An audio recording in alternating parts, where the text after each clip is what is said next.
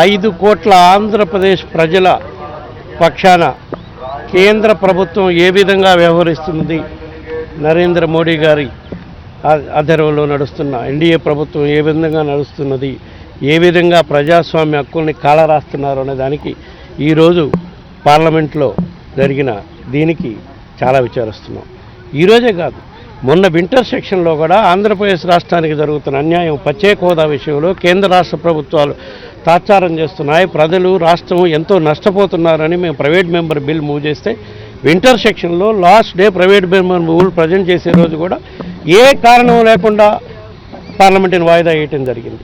మళ్ళా ఈరోజు private member bill లిస్టులో 9వ ఐటమ్గా private member bill YSR Congress party తరఫున మేము ప్రైవేట్ మెంబర్ బిల్ ఇష్ట అయి ఉంటే బిల్లు ప్రజెంట్ చేయడానికి, బిల్లుపై సభని నిర్బంధించడానికి మేమంతా తయారై వస్తే కావాలని ఏ కారణం లేకుండా ఇప్పుడు పార్లమెంటుని వాయిదా వేయటం జరిగింది. ఈ విధంగా ఆంధ్రప్రదేశ్ రాష్ట్రానికి కేంద్ర రాష్ట్ర ప్రభుత్వాలు ఎంత అన్యాయం చేస్తున్నాయనేది ప్రజలందరూ కూడా గమనిస్తున్నారు.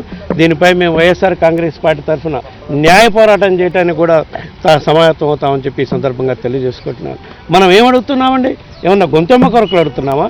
పార్లమెంటు సాక్షిగా రాష్ట్ర విభజనప్పుడు రిషుడల్ ఆంధ్రప్రదేశ్కి అభివృద్ధికి దోహదపడటానికి ప్రత్యేక హోదా ఇవ్వాలి అని చెప్పి పార్లమెంట్ సాక్షిగా చెప్పడం జరిగింది.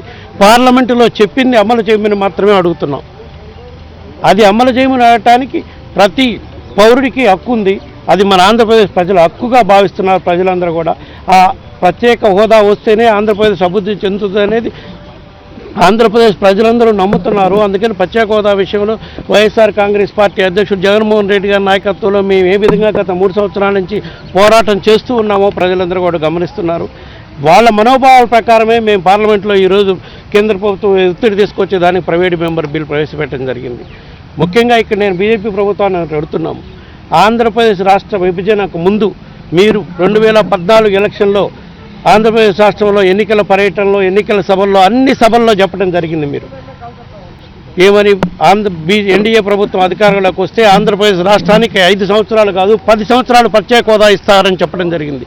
మీరు ఎన్నికల్లో హామీ ఇచ్చింది అమలు చేయకపోగా మీరు ఇచ్చిన హామీలు అమలు చేయమని ప్రజల పక్షాన మేము నిలబడి ఎన్డీఏ ప్రభుత్వాన్ని అడుగుతా ఉన్నాం. దానిపై పోరాటం చేయడానికే ఈరోజు లోక్సభలో ప్రైవేట్ మెంబర్ బిల్లు ప్రవేశపెట్టడం జరిగింది. దాన్ని మీరు డిస్కషన్కి రాకుండా బిల్లు ప్రవేశపెట్టకుండా చేయటం కోసమే ఎన్డీఏ ప్రభుత్వం కుట్రపూరితంగా ఈరోజు పార్లమెంటుని వాయిదా ఇస్తుందని చెప్పి సందర్భంగా తెలియజేస్తున్నాం. దీనిపై మళ్ళా కూడా రేపు సోమవారం, మంగళవారం స్పీకర్ గారిని కలిసి మేము కంప్లైంట్ ఇస్తాం. ఏ విధంగా ఆంధ్రప్రదేశ్ రాష్ట్రానికి అన్యాయం జరుగుతుంది, ప్రైవేట్ మెంబర్ బిల్ కూడా ఇంట్రడ్యూస్ చేయకుండా ఏ విధంగా ఎన్డీఏ ప్రభుత్వం మాకు అడ్డుపడుతుంది, కేంద్ర రాష్ట్ర ప్రభుత్వాలని చెప్పి స్పీకర్ దృష్టికి తీసుకుపోతాం. అవసరమైతే తర్వాత కోర్టులో కూడా వేయటానికి కూడా ఆలోచిస్తామని చెప్పి సందర్భంగా తెలియజేసుకుంటున్నాం.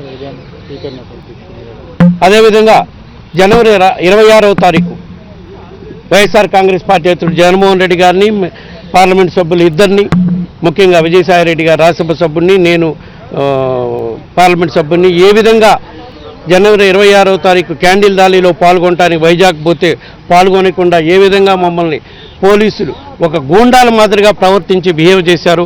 అవన్నీ ఫోటోలతో సహా ఈరోజు స్పీకర్ గారికి కలిసి కంప్లైంట్ ఇవ్వడం జరిగింది. దీనిపై సంబంధిత పోలీసు అధికారుల్ని, రాష్ట్ర ప్రభుత్వ అధికారుల్ని ప్రశ్నించాలి. దీనికి బాధ్యత వహించే అధికారులను మొత్తం శిక్షించే విధంగా చర్యలు తీసుకోవాలని చెప్పి ఒక పార్లమెంట్ సభ్యుని, ఒక ప్రతిపక్ష నాయకుడికి అసలు క్యాబినెట్ ర్యాంక్ ఉంటుంది. అయినా సరే మమ్మల్ని ఏ కారణం లేకుండా ఎయిర్పోర్ట్లో ఎంటర్ కానికుండా ఏ విధంగా 2.5 గంటలు నిర్బంధించారు. వాళ్ళు నిర్బంధించిన వాళ్ళు పోలీసుల లాగా ప్రవర్తించలేదు, గుండాల్లాగా ప్రవర్తించారని చెప్పి స్పీకర్ గారికి విపులంగా అన్నీ వివరించి వాళ్ళపై ప్రివిలేజ్ కమిటీకి రిఫర్ చేయాలని, తగిన సంబంధిత అధికారులపై చర్యలు తీసుకోవాలని చెప్పడం జరిగింది. ఆమె చాలా సానుకూలంగా స్పందించారు. తప్పకుండా చర్య తీసుకుంటానని ఆశిస్తున్నాను.